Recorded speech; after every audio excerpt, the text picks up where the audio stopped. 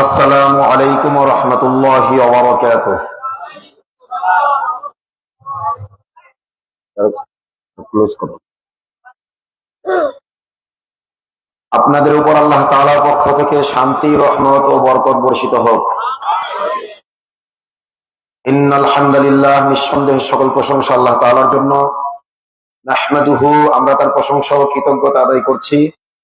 ওয়া নাস্তাঈনুহু, তার কাছে সাহায্য সহযোগিতা প্রার্থনা করছি। ওয়া নাতাওয়াক্কালু আলাইহি, তার প্রতি আস্থা রাখছি।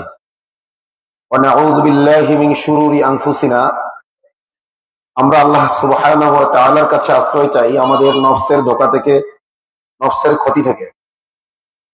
ওয়া মিন সাইয়্যিআতি আমালিনা, আরো আশ্রয় চাই কর্মের খারাপি থেকে।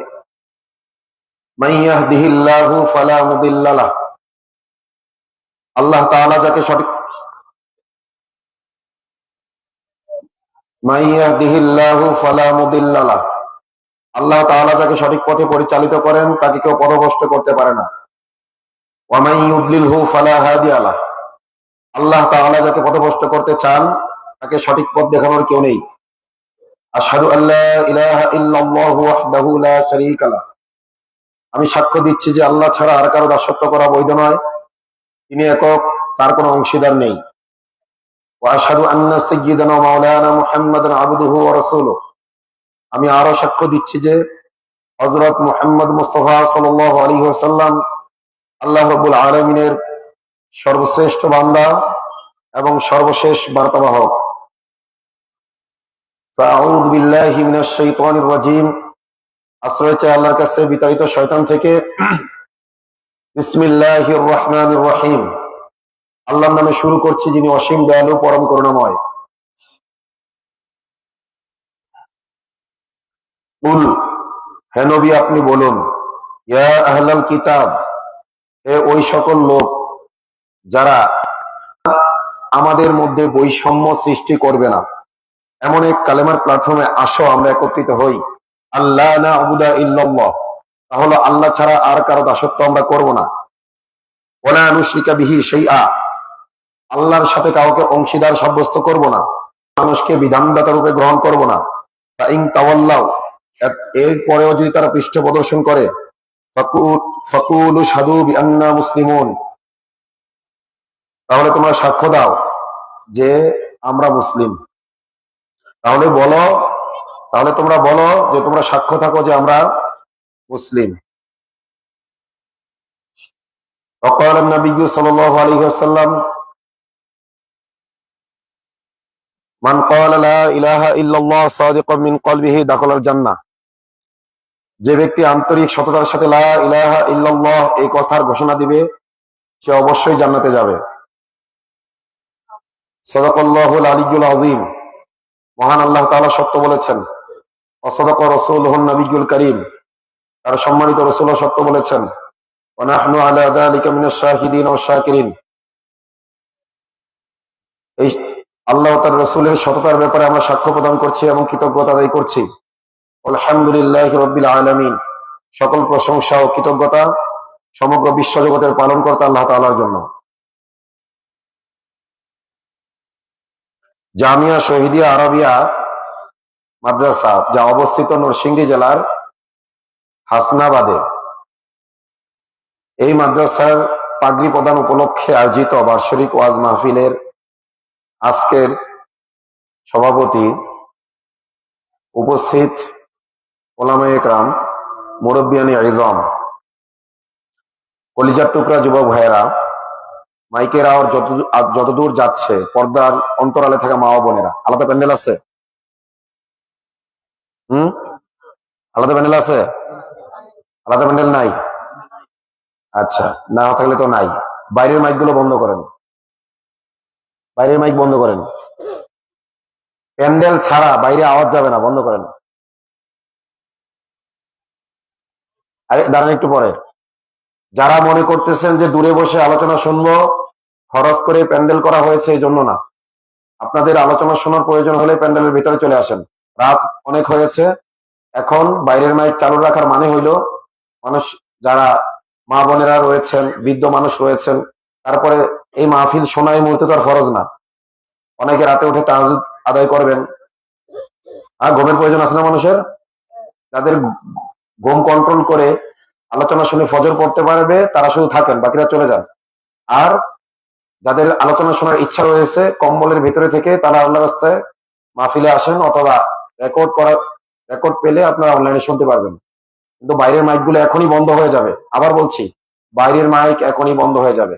বন্ধ করেন।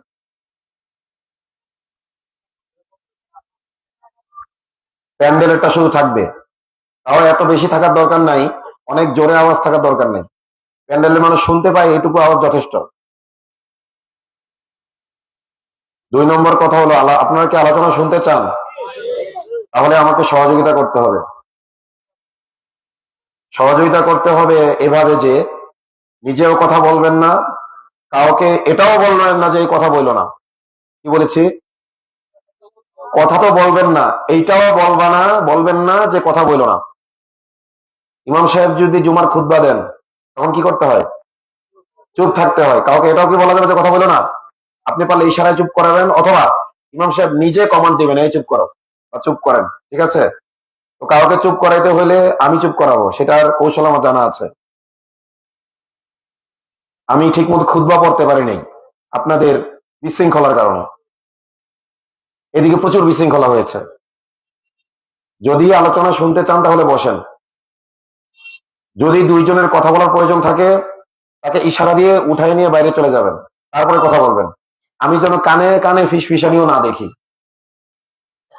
আমার পরবর্তী বক্তা মাওলানা মাহমুদুল হাসান গুনবী, পছন্দ যদি আমাকে না হয় তার বক্তব্যের সময় আসেন, দোকানে গিয়ে চা পান করেন, কিন্তু 2জনও ফিসফিসানি করতে পারবেন না আমার সামনে বসে। আশ্চর্য বিষয়, আমি এতবার তাকাচ্ছি খুতবা দেওয়া অবস্থায়, থেমে যাচ্ছি। কোন শহর নাই। শহর মানে যেটা চতুষ্পদ জন্তুর মধ্যে থাকে, অনুভূতি শক্তি, যেন সেটাও নাই। এটা কি কোনো মেলা হচ্ছে নাকি এখানে? মাছের বাজার এটা? আল্লাহ বলেছেন আল্লাযীনা ইসতামিউনাল কওল, যারা মনোযোগ সহকারে কথা শুনে, ফায়াত্তাবিউনা আহসানাহু, যা কিছু শুনলো তার মধ্যে যাচাই বাছাই করে সর্বোত্তমটার অনুসরণের চেষ্টা করে।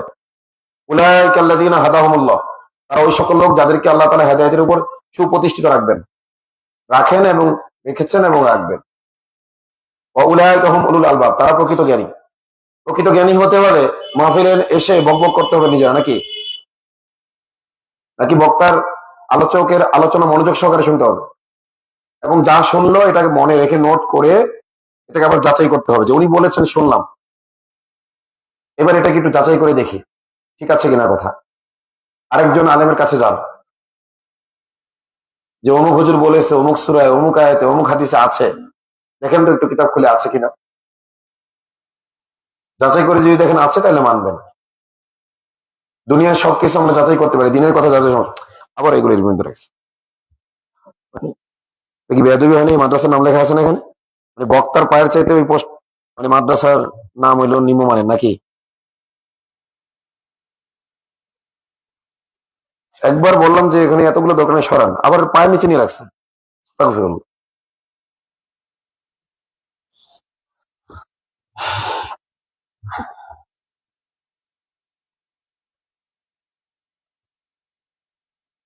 তো সহযোগিতা করবেন আপনারা? সহযোগিতা করেন, মনোযোগ সহকারে শুনবেন। রাজি আছেন? কে কে রাজি আছেন দেখি একটু। আচ্ছা। যতক্ষণ পর্যন্ত আমি কথা বলবো ততক্ষণ পর্যন্ত এখানে আমি আমির, এ কথা একমত কারা কারা আছেন? আমাকে আমির মানছেন কে কে? আমি যতক্ষণ কথা বলবো ততক্ষণ পর্যন্ত আমাকে আমির হিসেবে বাইর দিচ্ছেন কে কে? হাত তোলেন। প্রতিজ্ঞা করছেন? আচ্ছা।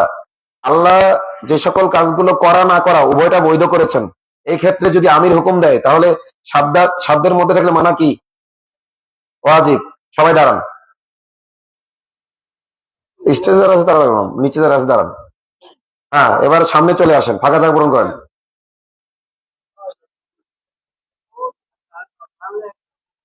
দ্রুত দ্রুত, দেরি হচ্ছে কেন? হ্যাঁ, সামনে চলে আসেন, ফাঁকা জায়গা পূরণ করেন। পিছন ফাঁকা থাকলে পিছনে থাকবে, মাঝখানে কেন ফাঁকা থাকবে? মানুষ আসবে, পিছনে বসবে। আর যাদের চলে যাওয়ার নিয়ত আছে আগে যে পিছিয়ে বসেন, মানুষকে ডিঙে যেন যে দেখি বক্তার একটু শুনে দেখি, একটু পরে চলে যাব, 5 মিনিট শুনি, আছে না? ফ্লেভার নেই বক্তাদের। ফ্লেভার পার্টি যারা আছেন তারা আগে থেকে পিছনে বসেন। আলোচনা চলাকালীন আপনি সামনে থেকে মানুষের ঘাড় ডিঙাতে ডিঙাতে যাবেন না, ঠিক আছে? ইনশাল্লাহ বসেন। আবার এত কাছে এসে পড়ছে তো দেখতেই পাবেন আমারে। আপনাদের কি বলছি? আচ্ছা, এই যে সামনে বইছেন, খবরদার কথা কইেন না, কিন্তু আপনাদের কিন্তু কথা বলার চোখ দেখলে বুঝে যাচ্ছে আপনারা কথা বলবেন। আপনারা ওই সাইডে যান, উঠেন। আপনাদের বললেও কাজ হবে না। ওঠেন ওঠেন, খোঁজাখুঁজি করবে এরা, ওঠেন না। ওই কোনায় বসেন, এরাই করছে খোঁজাখুঁজি, আবার আইসা পড়ছে সামনে। মায়ের খাওয়ার জন্য চলে আসছে এখানে। কোনো আওয়াজ যেন না আসে, ঠিক আছে? খোঁজাখুঁজি করলেও আওয়াজ যেন না আসে। খোঁজাখুঁজি করবেন, সমস্যা নেই, কিন্তু আওয়াজ ছাড়া খোঁজাখুঁজি হবে আজকে, ঠিক আছে? তাই কি বলছি, কোনো নড়াচড়া এবং আওয়াজ ছাড়া খোঁজাখুঁজি যত করতে পারেন করবেন। হরকত করা যাবে না, আওয়াজও, বুঝছেন? নড়াচড়া যেন করতে দেখি না, আওয়াজও যেন করতে দেখি না। এরপরে যত খোঁজাখুঁজি মনে চায় করবেন ইনশাল্লাহ। রাজি আছেন তো? আর স্টেজ থেকে বা নিচ থেকে আমার কথার মধ্যে তাকবীর দিবেন না। তাকবীর দেওয়ার প্রয়োজন হলে আমি নিজেই দেবো ইনশাল্লাহ। কথা কি বুঝতে পারছেন আপনারা? যত জজবা উঠুক, আপনি তাকবীর দিয়ে আমার আলোচনায় ব্যাঘাত ঘটাবেন না। ওই ময়দানে যে তাকবীর দিয়েন, আর এখানে যদি তাকবীর দেওয়ার প্রয়োজন আমি নিজেই দেবো ইনশাল্লাহ।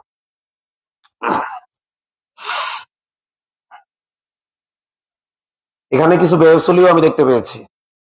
আমি যে সকল মাহফিলের প্যান্ডেলে কালেকশন হয় সেই সকল মাহফিলে আমি আসি না। এখানে কালেকশন হয়েছে না, আমাকে দাওয়াত দিচ্ছেন কেন? যে সকল মাহফিলে ওই যে দোকানপাট বসতে দেয়, ওই সকল মাহফিলে আমি আসি না। দোকানপাট বসে কিনা হারাম তো না, বলবেন যে হারাম নাকি? আমাকে তো আনার দরকার নাই তাহলে।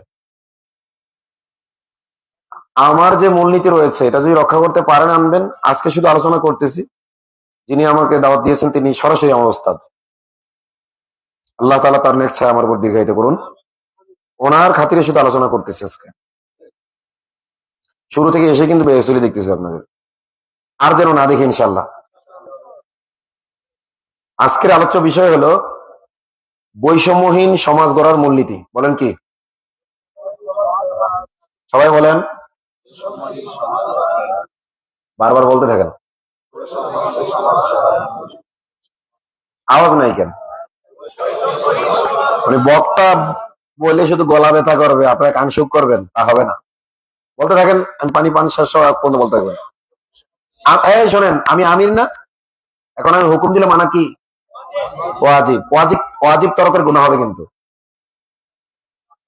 হুম,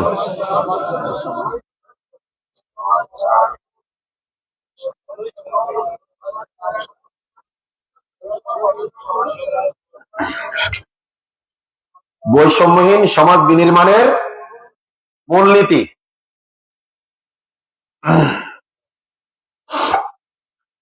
সারা পৃথিবীতে যত বই আছে, কিতাব আছে, কোন বইয়ের লেখক শুরু থেকে এই কথা দাবি করে যে আমার এই কিতাবে কোনো ধরনের ভুল নেই, সন্দেহ নেই, সংশয় নেই, চ্যালেঞ্জ করলাম, কেউ কোনো ভুল ধরতে পারবে না, এরকম দাবি আজ পর্যন্ত কেউ করেছে? আস্তিক নাস্তিক নির্বিশেষে, আলেম জাহেল নির্বিশেষে কেউ আজ পর্যন্ত এই দাবি করেছে যে কোনো ভুল নাই? আমার আমার জানা মতেও করে নাই। সামনে যদি কেউ করে তাহলে দুনিয়ার মানুষ তাকে কি বলবে? পাগল বলবে। কি বলবে? পাগল বলবে। কিন্তু আজ পর্যন্ত অন্তত এই দাবি কেউ করে নাই। এই দাবি যিনি করেছেন তিনি এই বিশ্ব জাহানের সৃষ্টিকর্তা মহান আল্লাহ তাআলা। তিনি বলেছেন আলিফ লাম মিম যালিকাল কিতাব, যে এই কোরআন একটি পরিপূর্ণ কিতাব, লা রাইবা ফিহ, এতে কোনো সন্দেহ সংশয় বা ভুলের অবকাশ নাই। হুদাল মুত্তাকিন, এটা মুত্তাকিদের জন্য হেদায়েত। কাদের জন্য? মুত্তাকিদের জন্য হেদায়েত। আরেক জায়গায় বলা হয়েছে হুদাল নাস, মানব জাতির জন্য হেদায়েত, গোটা মানব জাতির জন্য হেদায়েত। কি দ্রিম দারামের আওয়াজ হচ্ছে? কিসের আওয়াজ হচ্ছে? যে ঢোল ঢক্করের আওয়াজ হচ্ছে? কারা? মাহফিল আপনাদের দেওয়া দরকার ছিল কি? মাহফিল যারা দিবেন খোঁজ নেবেন যে কোন জায়গায় বাইরে বাড়ি চলবে। কথা বুঝতে পারছেন? পিটাপিটি, পিটাপিটি বল, ঢোল পিটাপিটি আগে থেকে বলে আসবেন মাহফিল হবে, আমাদের দিনই প্রোগ্রাম হবে, এটা করতে পারবেন না আজকে। কথা কি বুঝতে পারছেন? এইটুকু হ্যাডাম না থাকলে মাহফিল দেওয়ার দরকার নেই।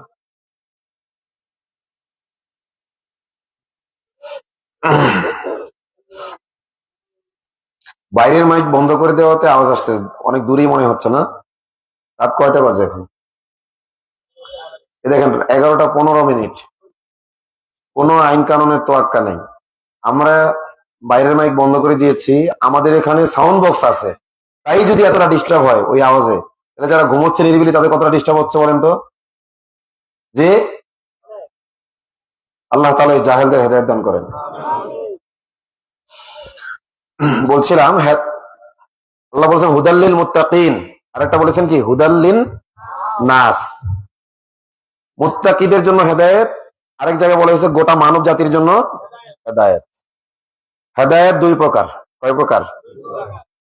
হেদায়েতের একটি অর্থ হলো আদ-দালালাতুল মুসিলাতু ইলাল মাতলুব, আরেকটি অর্থ হলো আদ-দালালাতু আলা মা ইউসিলু ইলাল মাতলুব। এক অর্থ হলো এমন ভাবে রাস্তা দেখানো, যে রাস্তা দেখানোর প্রক্রিয়া তাকে মঞ্জিলে মকসুদে পৌঁছে দেয়। রাস্তা দেখানোর পদ্ধতি তাকে মঞ্জিলে মকসুদে পৌঁছে দেয়। আরেকটা হলো শুধু রাস্তা দেখাইলো, এখন যাকে দেখিয়েছে তার ইচ্ছার উপর নির্ভর করবে সে কি ওই রাস্তা অনুযায়ী চলবে কি চলবে না। একটা হলো রাস্তা এমন ভাবে দেখানো, দেখানোর প্রক্রিয়াটাই এমন যে ওই প্রক্রিয়া সে কোথায় পৌঁছে যায়? মঞ্জিলে মকসুদে পৌঁছে যায়, অর্থাৎ রাস্তায় পরিচালিত করা। এক কথায় হেদায়েতের এক অর্থ কি হয়ে গেল? যেমন ধরেন, আমি এখন মাহফিলে আসছি, আমি বললাম হাসনাবাদ বাজারে যাব, কোন দিক যাব? বলবে যে এদিক দিয়ে যাইয়া বায়ে চলে যান, তাই তো? হ্যাঁ, কিন্তু আমি ওই পর্যন্ত যাওয়ার পর আবার সন্দেহ হইলো যে বায়ে যাব না ডানে যাব, ডানে যাব না বায়ে যাব, চলে গেলাম এইদিকে। কি সঠিক গন্তব্যে বুঝতে পারবো? যিনি আমাকে দেখিয়েছেন রাস্তা, তার কি দোষ আছে এখানে? নাকি দোষ আমার আমার নিজের নাকি? এটা হলো একটা হেদায়েত দেওয়া। আরেকটা হলো হাসনাবাদ কিভাবে যাবো, বলে হুজুর আসেন দেখাই দিয়ে কিভাবে যাবেন। ওইখানে উঠে উনি ওনার মোটরসাইকেল আমাকে উঠাইলেন, বললেন চলেন দেখাচ্ছি আপনাকে হাসনাবাদ। দেখাইতে দেখাইতে নিয়ে গেলেন হাসনাবাদ। এটাও তো একটা রাস্তা দেখানো, কিন্তু যিনি রাস্তা দেখাচ্ছেন তিনি দেখিয়েই ক্ষান্ত হননি, আপনাকে সাথে করে নিয়ে নিয়ে গেছেন। হেদায়েতের কয় অর্থ? কোরআন মুত্তাকিদের জন্য হেদায়েত। কোন অর্থে? কোরআন মুত্তাকিদেরকে রাস্তায় পরিচালনা করবে। ইন্না হাযাল কুরআনা ইয়াহদি লিল্লাতি হিয়া আকওয়াম, সুপ্রতিষ্ঠিত রাস্তায় কি করবে? মুত্তাকিদেরকে পরিচালিত করবে। আর হেদায়েত মানে রাস্তা দেখানো অর্থে গোটা মানব জাতির জন্য। কাফের মুশরিক সবাইকেই তো রাস্তা দেখিয়েছে কোরআন, নাকি? এখন কেউ ওই রাস্তা গ্রহণ করেছে, কেউ করেনি। মুত্তাকিদের বৈশিষ্ট্য আল্লাহ সুবহানাহু ওয়া তাআলা উল্লেখ করেছেন, সেটা কি? আল্লাযীনা ইউমিনুনা বিল গায়ব, যারা গায়েবে বিশ্বাসী। কিসে বিশ্বাসী? গায়েবে বিশ্বাসী। গায়েব মানে হলো হাওয়াসে খামসা, পঞ্চ ইন্দ্রিয় দিয়ে যা অনুভব করা যায় না, এবং পঞ্চ ইন্দ্রিয়ের মাধ্যমে আরো আহরিত জ্ঞানের আলোকে বিবেক খাটিয়েও যা অর্জন করা যায় না। আমরা মানুষ সাধারণত দুই পন্থায় জ্ঞান অর্জন করি। কয় পন্থায়? পঞ্চ ইন্দ্রিয়ের মাধ্যমে জ্ঞান অর্জন করি। যেমন পানি পান করলাম, গ্লাস স্পর্শ করার সাথে সাথে বোঝা গেছে যে এই পানিটা ঠান্ডা না গরম, বোঝা গেছে না যায়নি? গেছে। এরপরে মুখে দেওয়ার সাথে সাথে পানির স্বাদও বোঝা গেছে। তো স্পর্শ যখন করেছি, আল্লামসু মানে স্পর্শ শক্তি আল্লাহ দিয়েছেন আমার হাতের মধ্যে, সেটা দিয়ে আমি এই গ্লাস যে ঠান্ডা এটা অনুভব করেছি। পানি পান করার পর এই পানির কতটুকু সুমিষ্ট এটা অনুভব করতে পেরেছি। হুম, পান করে দেখলাম যে বাহ, চমৎকার সুস্বাদু পানি। আলহামদুলিল্লাহিল্লাযী সাকানি আযবান ফুরাতান বিরহমাতিহি ওয়া লাম ইয়াজআলহু মিলহান উজাজান বিযুনুবিনা। সকল প্রশংসা ও কৃতজ্ঞতা ওই আল্লাহ তাআলার, যিনি আমাকে সুপেয় সুমিষ্ট পানের উপযুক্ত পানি পান করিয়েছেন। ওয়া লাম ইয়াজআলহু মিলহান উজাজান বিযুনুবিনা, আমাদের গুনাহের কারণে, আমাদের অপরাধের কারণে এই পানিকে তিক্ত লবণাক্ত পানের অযোগ্য বিষাক্ত করে দেন নাই। সেই আল্লাহ তাআলার প্রশংসা।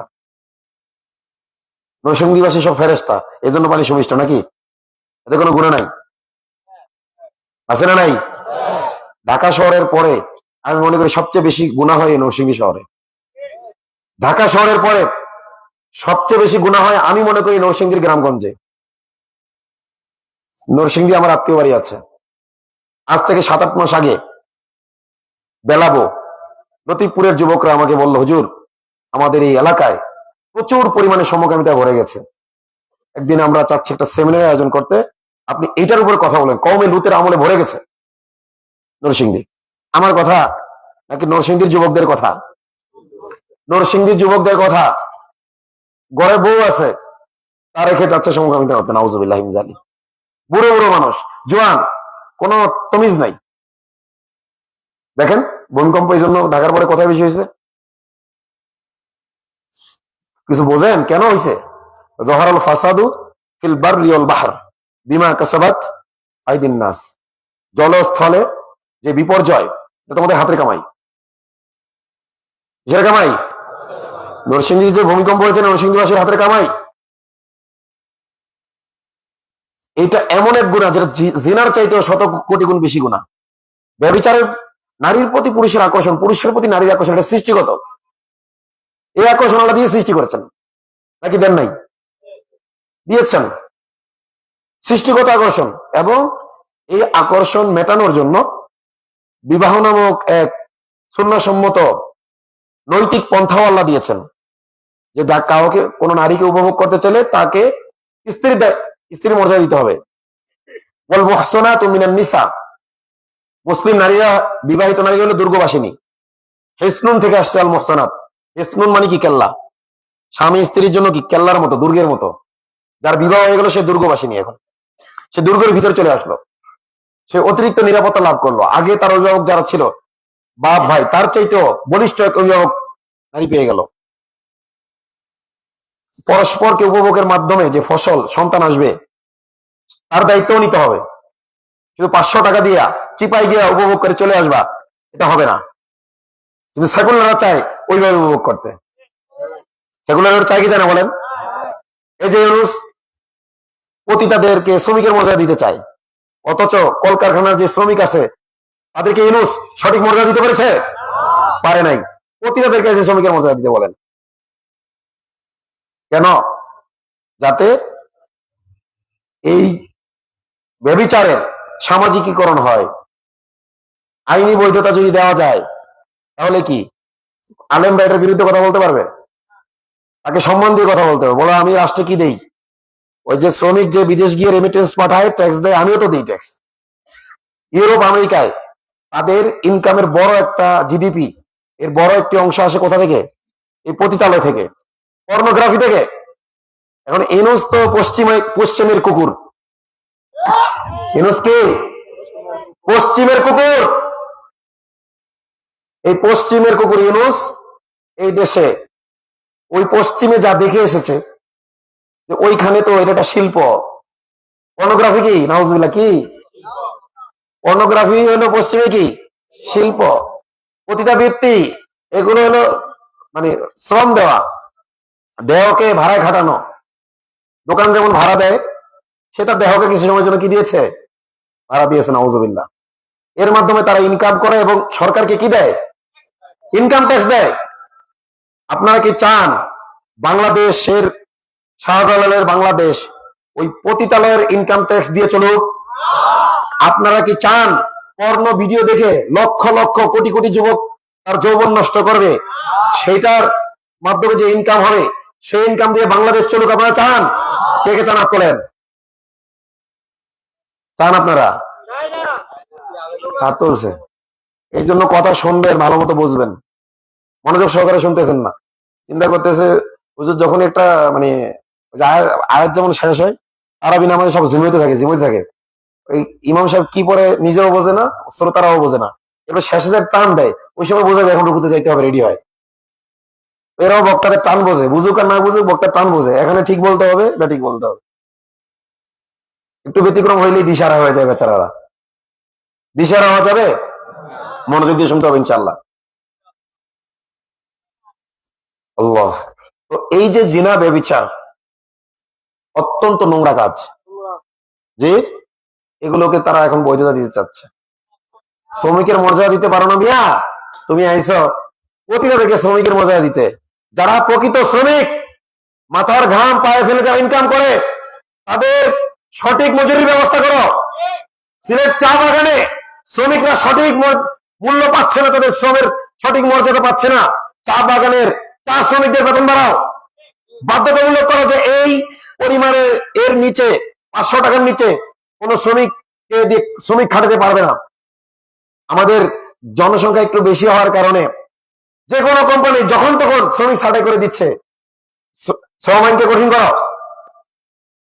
অনেক মেজর জেনারেলরা পর্যন্ত তারা মানে তাদের চাকরি থেকে অব্যাহতি যখন পেয়ে যাচ্ছে, চিন্তা করে বসে থাকবো কেন, এখনো তো শক্তি আছে। এই যে প্রাণ, আরএফএল সহ বিভিন্ন কোম্পানিতে ঢোকে, পরবর্তীতে কোন সামান্য প্রতিবাদ করলেই তাদের চাকরি থেকে ছাঁটাই করে দিচ্ছে, কোনো কারণ থাকে ছাড়াই, ইসলাম পালনের কারণে চাকরি থেকে ছাঁটাই করে দিচ্ছে। এখানে তোমাদের শ্রমিকের মর্যাদা কোথায় যায়? প্রতিবাদের ক্ষেত্রে তোমরা শ্রমিকের মর্যাদা দিতে আসছো, এটা হতে দেওয়া হবে না ইনশাআল্লাহ। শাহজালালের বাংলাদেশের হতে দেওয়া হবে না, শাহপরানের বাংলাদেশের দেওয়া হবে না ইনশাআল্লাহ। তাকবীর, তাকবীর, তাকবীর। হ্যাঁ, জোর দিয়ে বলতে হবে ইনশাআল্লাহ। তো এই যে জিনা ব্যভিচার, এটা অনেক খারাপ কাজ, কিন্তু এর চাইতেও কোটি কোটি গুণ খারাপ কাজ কি? সমকামিতা। কারণ কি, জিনা ব্যভিচার যেটা হয়, নারীর প্রতি পুরুষের আকর্ষণ, পুরুষের প্রতি নারীর আকর্ষণ, এটা ন্যাচারাল কি ন্যাচারাল না বলেন? ন্যাচারাল। তবে এই ন্যাচারাল আকর্ষণ উপভোগ করার জন্য ন্যাচারাল নিয়ম হলো বিবাহ। নিয়ম হলো কি? 10 জন মিলে একজনের কাছে যাবে তা হবে না, দায়িত্ব নিতে হবে একজনের। কারণ তার সন্তান হবে, যদি ভালো সন্তান হয়, দেখতে সুশ্রী হয়, সুঠাম হয়, সবাই দাবি করে আমার সন্তান। দেখতে যদি কি হয়, একটু সমস্যা হয়, কোন রকমের প্রতিবন্ধী হয়, ওটা কেউ দায়িত্ব নিতে চাইবে? চাইবে না। এই কারণে নারীর দায়িত্ব নিতে হবে। শুধু তাকে উপভোগ করার নিয়তে তাকে কাছে আনবা, কাছে আনার গল্প সাজাইবা, এরপরে সন্তান হবে, ওই নিষ্পাপ শিশুকে ডাস্টবিনে ফেলে দিবা, তা হবে না। পাপ করছে ওরা দুইজন, কিন্তু যে ডাস্টবিনে গেল তার কি দোষ বলেন? এক্ষেত্রে মানবতা কোথায় যায়? কাছে আসার গল্প মারাও, কাছে আসার গল্পের যে ফসল, ডাস্টবিনে শিশুকে, জ্যান্ত শিশুকে কুকুর টানাটানি করছে, এরকম প্রমাণ আছে না নাই? জ্যান্ত শিশুকে কুকুর টেনে ছিঁড়ে খাচ্ছে কয়েকটা কুকুর মিলে, এরকম ঘটনা বাংলাদেশে ঘটছে কি ঘটে নাই? অসংখ্য শিশু দেখা যায় যে 10 তলা বিল্ডিং এর উপর থেকে মানে নবজাতক শিশুকে ফেলে দিছে। এগুলো আবার নর্মালি হয়ে যায়, কারণ গোপন রাখে, প্রকাশ তো করতে পারতেছে না, গোপন রাখে। কিন্তু মানে স্বামী 2 টাকা হইলেই মহিলাদের এখন সিজার লাগে। আগে থেকে সিজারের বন্দোবস্ত করবো, আমি পেন নিতে পারবো না, তুমি একদিন পেন নিবা না, সারা জীবন তোমার পেন বয়ে চলতে হবে। যাই হোক, এটা আমার আলোচ্য বিষয় নয়। আমি বলছিলাম যে সমকামিতা এমন একটি আমল যেটা ন্যাচারাল নাকি অপ্রাকৃতিক?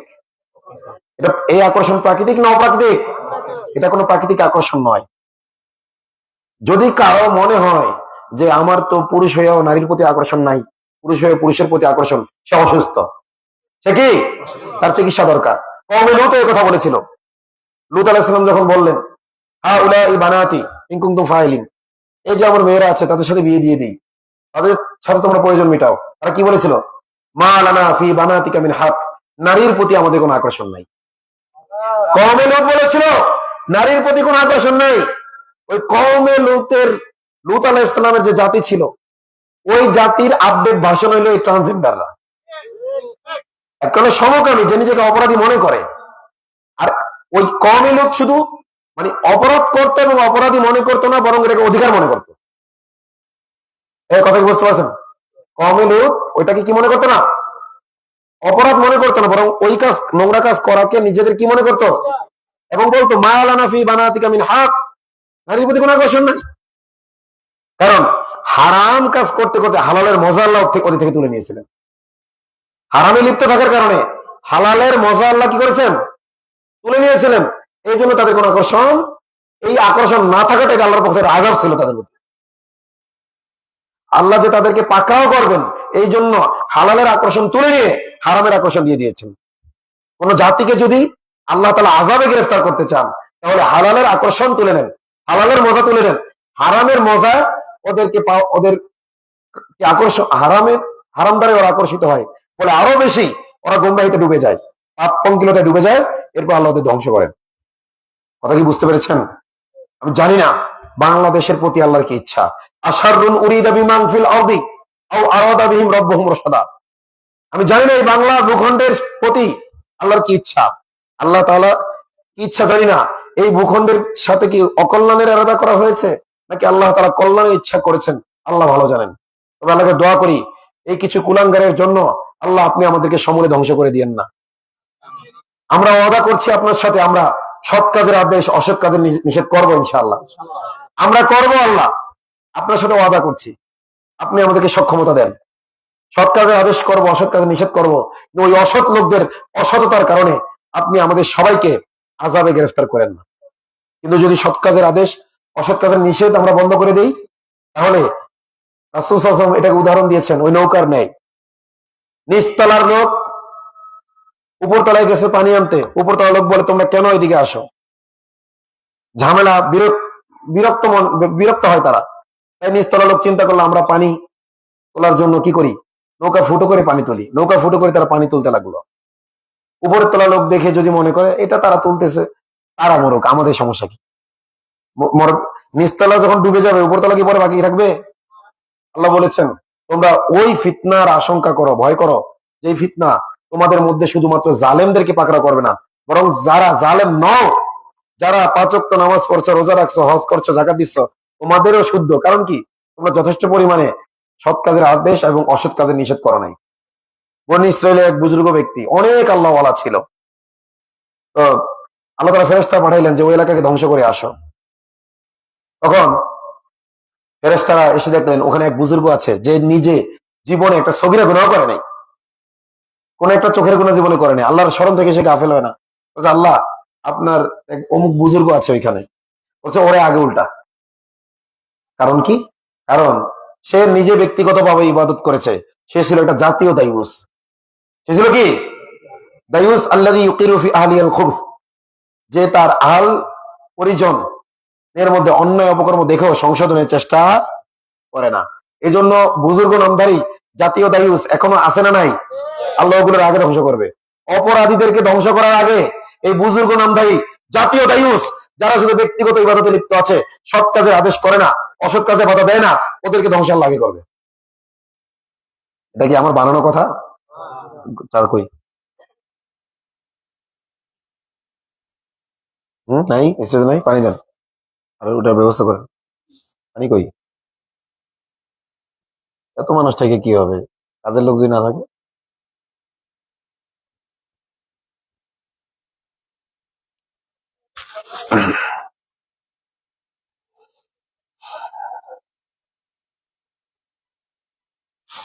আপনার পরিচয় কি? হুম, জি। কি করেন? ব্যবসা করেন। আপনার কি নিচে বসতে কোনো অসুবিধা আছে? শারীরিক অসুবিধা আছে? নিচে বসেন। আলেমরা নিচে বসছে, আমরা কে বসেছে আপনার উপরে? কোন হুজুর? নিচে বসেন, নিচে এখানে বসেন, নিচে বসেন। কোন হুজুর বসাইছেন? সামনে আসেন, বলেন কোন হুজুর বসাইছেন? উনি বড় ব্যবসায়ী, হয়তো মাহফিলে টাকা দিয়েছে বেশি, তাই? কয় টাকা দিয়েছেন? কয় টাকা দিয়েছেন? আমন্ত্রিত অতিথি হয়, কি হয়েছে? আলেমরা নিচে বসেছে, উনি ওনাকে চারে বসেছেন কেন? পরে পরে যখন সরাই দিবেন সবগুলো সরাই দিবেন। আমি তো জরুরতে বসছি, আপনাকে আমি অপমান করার জন্য বলছি না। আল্লাহ তাআলা কোরআনে বলেছেন ওয়াল্লাযীনা উতুল ইলমা দারাজাত। আল্লাহ তাআলা যাদেরকে জ্ঞান দিয়েছেন, ইলমহির জ্ঞান দিয়েছেন, তাদের মর্যাদা বৃদ্ধি করেছেন। আলেমদের মর্যাদা বৃদ্ধি করেছেন কে? আল্লাহ তাআলা। এতগুলো আলেম বসে রয়েছে নিচে, আরেকজন চেয়ারে বসে দিছে। এখান থেকে যুবকরা মেসেজ নেবে আমার টাকা হওয়া লাগবে, তাহলে আলেমদের উপর আমার স্থান হবে। যুবকদের মেসেজটা কি হবে? আমার চেহারে সুন্নত থাকুক বা না থাকুক, আমি দিনের পথে থাকি আর না থাকি, আমার টাকা হওয়া লাগবে। অমুক ব্যবসায়ীর টাকা ছিল, তিনি প্রধান বক্তার সাথে বইছে, অমুক বক্তার সাথে বইছে। আর আলেমদের এলেম ছিল ঠিকই, কিন্তু তারা তার নিচে বইছে।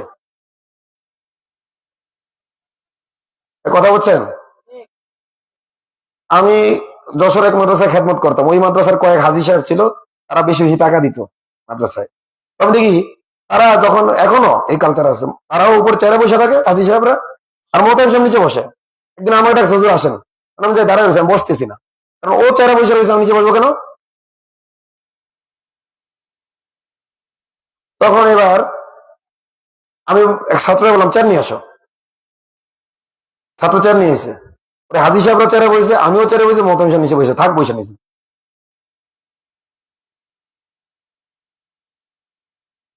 এলমের মর্যাদা বেশি না টাকার মর্যাদা বেশি? আলেমদের কাছে যদি এলমের মর্যাদা থাকে তাহলে সাধারণ মানুষ কেন দাম দেবে আলেমদের? মানে যেখানে যাবে মাহফিল আসতে ইচ্ছা হয় না, এরপরে বলবো যে বিক্রম পরি বদমেজাজি।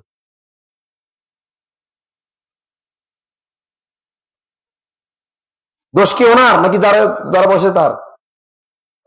যারা সবগুলো সরে গেল, ওনারা সরে নাই কেন? দারুল উলুম দেওবন্দে, দারুল উলুম দেওবন্দে প্রথম দর্শে মুফতি সাইদ আহমদ পালনপুরি সাহেব সর্বপ্রথম যে কথা আমাদেরকে বলেছেন, সালাম দিয়েই বিসমিল্লাহ বলেই যে কথা বলেছেন, সেটা হলো উনি বলেছেন একটা সাওয়ালে মুকদ্দারের জবাব দিচ্ছি। কিসের জবাব দিচ্ছি? একটি সাওয়ালে মুকদ্দারের গোপন প্রশ্ন, উজ্জ্ব প্রশ্ন। সেটা হলো এই যে আমি স্টেজে বসে উঁচু জায়গায় বসে দর্শ দিয়েছি, তোমরা নিচু জায়গায় বসেছ।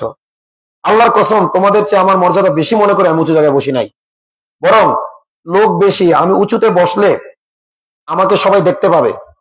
বক্তা শুধু মুখ দিয়ে কথা বলে না, তার বডি ল্যাঙ্গুয়েজ একটা আছে। বডি ল্যাঙ্গুয়েজ মানে কি? শারীরিক ভাষা আছে। এই শারীরিক ভাষাটা যেন তোমরা বুঝতে পারো, এই জন্য আমি উঁচু জায়গায় বসেছি, জরুরতে বসেছি। স্টেজে বক্তার জন্য একটা চেয়ারই যথেষ্ট। কথা বুঝতে পারছেন? আওয়ামী লীগের আমলে দেখা যাইতো সামনের চেয়ারে বক্তার সব কি তাগুত, জালেম আর ফাসেকরা। আলহামদুলিল্লাহ, আমি আমার মাহফিল জীবনের প্রথম দিন থেকে, জীবনের প্রথম যে মাহফিল করছি, সেই মাহফিল থেকে আজ পর্যন্ত কোন তাগুতকে, কোন ফাসেককে, কোন জালেমকে এভাবে সম্মানিত করে পাশে বসে বক্তব্য দিই নেই। আলহামদুলিল্লাহ, আল্লাহ শুকরিয়া। এটা আমার ইমানি গায়রত। অনেকে মনে করে হুজুর পাশে বসার সুযোগ দিলেও হেদায়ত হবে। আওয়ামী লীগের কয়টা এমপি মন্ত্রী হেদায়ত হয়েছে বলেন? একজন দেখান। কারণ বক্তার পাশে বসলে ও কাউন্টার দিয়ে এটুকুল পাবে না। ওর কাউন্টার দিতে মনে না চাইলে ওর দায়িত্ব হয়ে যাবে কাউন্টার দেওয়া। কারণ ও যদি আজকে কাউন্টার না দেয়, কালকে দলীয় পদ থাকবে না। থাকবে ভাই? পদ থাকবে? আপনি মাইন্ড করছেন নি? দোলাই কিন্তু আপনারা করতেছেন, ওনাদের করতেছেন। হ্যাঁ, আপনি আপনি মাইন্ড করেন নাই তো? আমি কথা আপনারে বলতেছি না, যারা আপনাকে বসাইছে জোর করে তাদেরই বলছি। যেহেতু আপনি ইচ্ছা করে বসেন নাই, আপনারা আমি বলিও নাই, যারা জোর করে বসাইছে তাদেরই বলেছি। উনি নিচে বসছে, নিচেই বসবেন। আমিও নিচে বসবো। আমি এসে কোথায় বসছি? নিচেই তো বসছি নাকি? হ্যাঁ, পরে আলেমরা সবাই আদেশ করছেন, সবারই চেয়ার ছিল, আমিও বসছি। দেখুন সবার চেয়ার সরে গেছে, ওটা সরে যাবে, আমি আপনাকে বলছি না। তো হাসিনার আমলে এগুলো হয়েছে। স্টেজে একটার বেশি যদি চেয়ার না থাকে, এলাকার এমপি যে সামনে হবে সে কি আসে আসতে চাইবে জায়গায়? হ্যাঁ, আসতে চাইবে? কেন চাইবে না? সে তো এইভাবে বসে অভ্যস্ত না। ও যে প্যান্ট পরে, ওই প্যান্ট ছিঁড়ে যাইব ওই বসতে গেলে, সিজিং ফাঁক হয়ে যাবে। এজন্য সে এমনি আসবে না। কথা কি বুঝতে পারছেন? এই জন্য সর্বোত্তম হইল মাহফিলে যিনি কথা বলবেন, আলেম ওলামারা থাকবেন স্টেজে, শুধু আলেমদের বাড়ি কেউ থাকবেন না। যত বড় দাতা হন স্টেজে থাকবেন না। আপনি যত বড় রাজনৈতিক নেতা হন, আপনি স্টেজে আসবেন না। আপনি যদি আপনার রাজনৈতিক প্রভাব মাহফিলের পক্ষে খাটান, ওটা আল্লাহ দেখছে, যেন আল্লাহ থেকে নেন। এখানে স্টেজে হিসাব দেখানোর দরকার নেই যে আমি আমি এই মাহফিল এই করছি, এই দিচ্ছি, এই দিচ্ছি। আলেমরা ডাকলে আসবেন না আপনারা, যাতে মানুষ আলেম হওয়ার জন্য কি করে, উৎসাহিত হয়। আর নাইলে মানুষ চিন্তা করবে যে কোনো ভাবে আমার ক্ষমতায় যেতে হবে, নাইলে আমার টাকা বানাইতে হবে, তাহলে আমি যেমন দুনিয়াদারদের কাছে সম্মান পাবো, ওরকম দিনদারদের কাছেও কি সম্মান পাবো। চাইছে তো হাসিনার আমলে এগুলো হয়েছে না? 100টার মধ্যে 90টা মাহফিল আমি ক্যান্সেল করছি হাসিনার আমলে, শুধুমাত্র এই শর্ত দেওয়ার কারণে। করবো না, সমস্যা কি? ফাসেকের প্রশংসা করলে আল্লাহর আরশ কাঁপে না? প্রসিদ্ধ কথা না এটা? এই কথার সমর্থনে অনেক আয়াত আছে, হাদিস আছে। নিচে সাধারণ জনগণের সাথে নেতারা আইসা বৈশা কথা শুনতে চাইলে শুনবে, নাহলে শুনবে না। তার হেদায়তের দায়িত্ব মানে কন্ট্যাক্ট নিছি নাকি আমি? আমার দায়িত্ব কথা পৌঁছে দেওয়া। আরে পাশে বসাইয়া শুনাইলে সে শুনবে, নাহলে শুনবে না। এই রকমের অভ্যাস মক্কার কাফেরদেরও ছিল। মক্কার কাফের নেতারা রাসূলের কাছে আসতো, এসে বলতো, হে মোহাম্মদ সাল্লাল্লাহু আলাইহি ওয়াসাল্লাম, হে মোহাম্মদ, তোমার পাশে সবসময় যারা থাকে, সবসময় তোমার পিছনে লেগে থাকে যারা, আম্মার সে গোলামের ঘরের গোলাম, কারণ তার বাপ ইয়াসিরও গোলাম। বেলাল কৃতদাসের ঘরের কৃতদাস, তারা সবসময় তোমার মজলিসে থাকে। তাদের সাথে বসে তোমার আলোচনা কিভাবে আমরা শুনতে পারি? আমরা তো এক একজন গোত্রপতি, আমরা কুরাইশ বংশের সর্বশ্রেষ্ঠ বংশের সর্বশ্রেষ্ঠ ব্যক্তিবর্গ। আমরা ওই দাস শ্রেণীর সাথে বসে আমরা কিভাবে কথা শুনতে পারি? আমাদের জন্য একটা আলাদা ব্যবস্থা করবা, অন্তত আমরা যখন আসবো তাদেরকে একটু সাইডে সরাই দিবা। কি কথা কি মিথ্যা বললাম? এরকম দরখাস্ত করতো না? দরখাস্ত করে কার কাছে? আল্লাহ রসুলের কাছে। জবাব দেন কে? আল্লাহ। ওয়ালা তুত্রিদিল্লাযীনা ইয়াদউনা রাব্বাহুম বিল গাদাতি ওয়াল আশিয়্যি ইউরিদুনা ওয়াজহা। খবরদার, খবরদার হে নবী, যারা সকাল সন্ধ্যা আমাকে সন্তুষ্ট করার জন্য আমার জিকির ফিকিরে থাকে, আপনি এক মুহূর্তের জন্য যত ভিআইপি কাফের আবেদন করুক, তাদেরকে আপনার মজলিস থেকে সরাবেন না। তারা ওই যতই দাস, দুনিয়ায় তারা দাস হতে পারে, দুনিয়ায় তাদের কোনো হাইসিয়ত না থাকতে পারে, আসমানে তারা সেলিব্রিটি। আমি তাদেরকে ভালোবাসি, আমি তাদেরকে ভালোবাসি। জিব্রাইলকে বলে যে, জিব্রাইল তুমি তাদেরকে ভালোবাসো। জিব্রাইল তার নিকটবর্তী ফেরেশতাদেরকে বলে, এইভাবে আসমানে তার ব্যাপারে ভালোবাসা তৈরি হয়।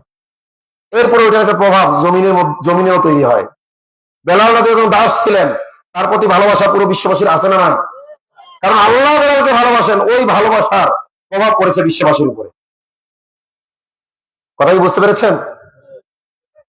আল্লাহ বললেন, খবরদার এটা করবে না, তাদের জন্য আলাদা মজলিসের ব্যবস্থা করবা না। মুমিনদেরকে এক মুহূর্তের জন্য কি করবা না?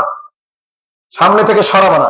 হ্যাঁ, এমনি তাদের ব্যক্তিগত কাজে সরে গেলে যাবে, ব্যক্তিগত কাজে সরে গেলে যাবে, কিন্তু এক কাফের আইছে, ওই কাফের তার সামনে বসে, তার পাশে বসে কথা শোনাকে নিজের জন্য প্রেস্টিজ ইস্যু মনে করে, তার জন্য ভিআইপি ব্যবস্থা করতে হবে, ওই কাফের হেদায়েতের দরকার নেই। আল্লাহ স্পষ্ট বলেছেন, তাদের হিসাব আমি আপনার কাছ থেকে নেব না, তাদের হিসাব আমি তাদের কাছ থেকেই নেব। তারা হেদায়েতের পথে কেন আসলো না, এই হিসাবের দায়িত্ব আপনার না।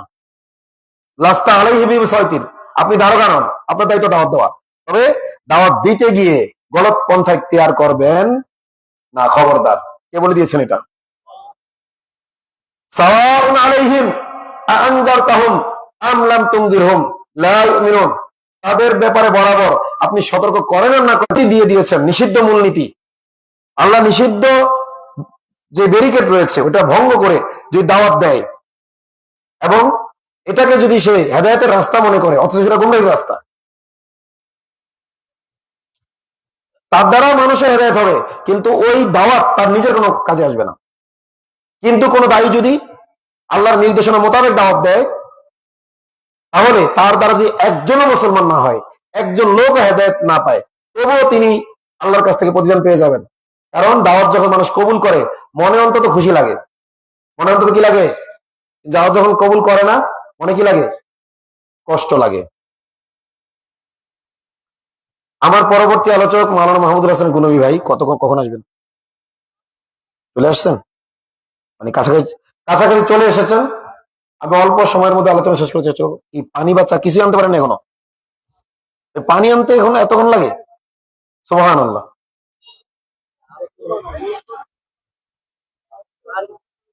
গলা শুকিয়ে গেছে আমার। বলছি চা পরে অন্তত পানি দেন আগে, দেখছেন আওয়াজ বেরোচ্ছে না।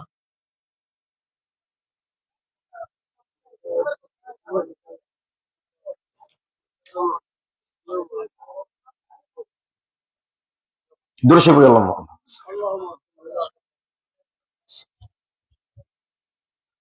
আশেপাশে টিউবওয়েল নেই, নিয়ে আসেন। আপনারা তো পারেন, এরা যখন ব্যর্থ আপনারাও পারেন তো।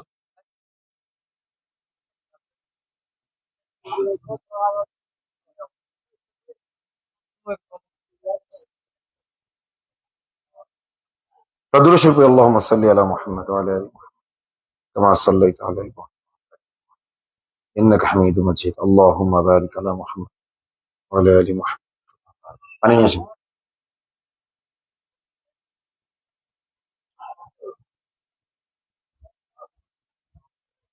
পিপাসা লাগছে চা খাই আগে পানি খাইতে হবে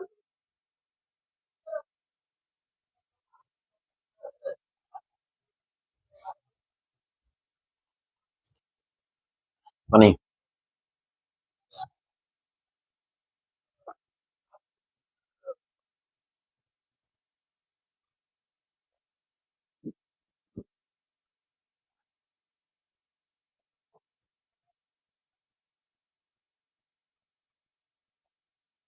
ধরেন 2 গ্লাস ভর্তি করে এনে রাখেন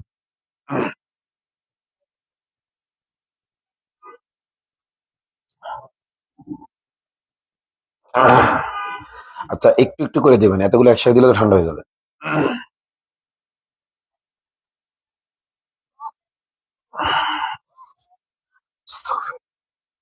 তো বলছিলাম যে পানি পান করার দোয়া কি যে আলহামদুলিল্লাহ সকল প্রশংসা আল্লাহ তাআলার আল্লাযী সাকানি আযবান ফুরাতান বিরহমাতিহি যিনি আমাদেরকে পানের উপযুক্ত সুপেয় পানি পান করিয়েছেন ওয়ালাম ইয়াজআলহু মিলহান উজাজান বিযুনুবিনা এবং এটা চেয়ার নিয়ে আসেন আমাদের গুনাহের কারণে আমাদের অপরাধের কারণে তিনি এই পানিকে তিক্ত লবণাক্ত করে দেন নাই এখান থেকে বলছিলাম যে এই যে নরসিংদীর পানি এত মিষ্টি নরসিংদীর মানুষ খুব বুজুর্গ এই জন্য নাকি এদিকে খেয়াল করেন সবাই নরসিংদীর মানুষ খুব বুজুর্গ এই জন্য তো নাকি যে এখানে নরসিংদীর মানুষ খুব বুজুর্গ এই জন্য পানি এত ভালো নাকি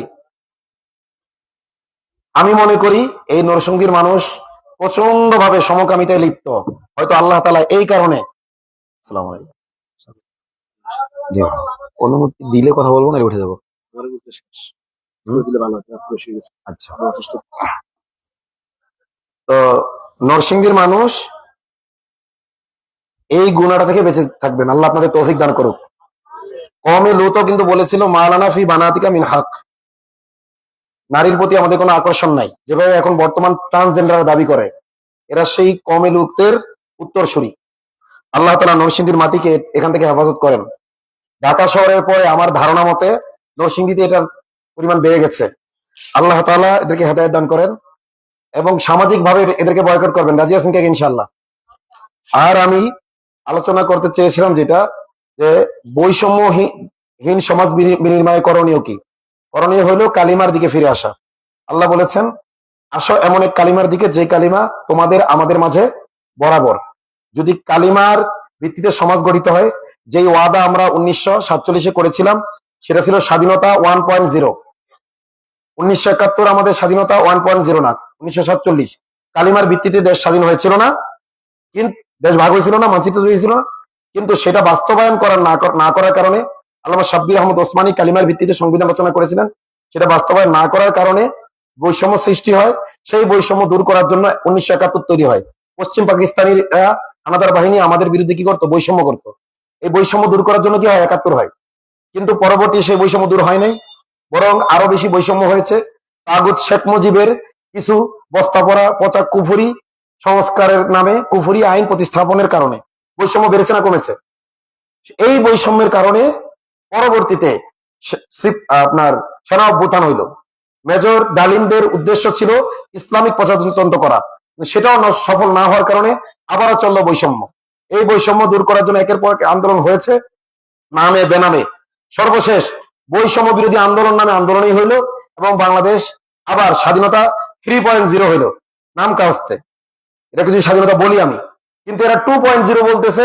1947 কালিমার ভিত্তিতে যে স্বাধীনতা ওইটাকে ভুলিয়ে দিতে চাচ্ছে আমি বলবো আদর্শিক স্বাধীনতা ছিল 1947-এরটা 71-এরটা কোনো আদর্শিক লড়াই ছিল না বরং বৈষম্যের বিরুদ্ধে ছিল এরপরে এই 2024-এর যেটা এটা আদর্শিক না বৈষম্য বিরোধী আমাদের আদর্শ 1947-এ যেটা ছিল ওটাকে যদি আমরা প্রতিস্থাপন করতে পারি সেটা হলো কালিমা সেটা কি যে আল্লাহ ছাড়া আর কারো গোলামি আমরা করব না আল্লাহর সাথে কাউকে অংশীদার আমরা বানাবো না এবং সর্বশেষ কি করব? আল্লাহ ছাড়া আর কাউকে বিধানদাতা রূপে মানবো না। জাতি যদি এতে ঐক্যবদ্ধ হয়, তাহলে আমাদের ভারতের আইন মানা দরকার নেই, আমেরিকার আইন মানা দরকার নেই, পাকিস্তানের আইন মানা দরকার নেই। আমরা কার আইন মানবো? আল্লাহ। আওয়ামী লীগের ডাও মানা দরকার নেই, বিএনপির ডাও মানা দরকার নেই, জামাতের ডাও মানা দরকার নেই, চরমনের ডাও মানা দরকার নেই। মানবো কারটা? এটাই লেভেল প্লেইং ফিল্ড। আল্লাহ তাআলা বৈষম্যহীন সমাজ গঠনে এই কালিমার দাওয়াত বেশি বেশি স্পষ্ট ভাবে বিশুদ্ধভাবে দেওয়ার তৌফিক দান করেন। আমিন। আসসালামু আলাইকুম।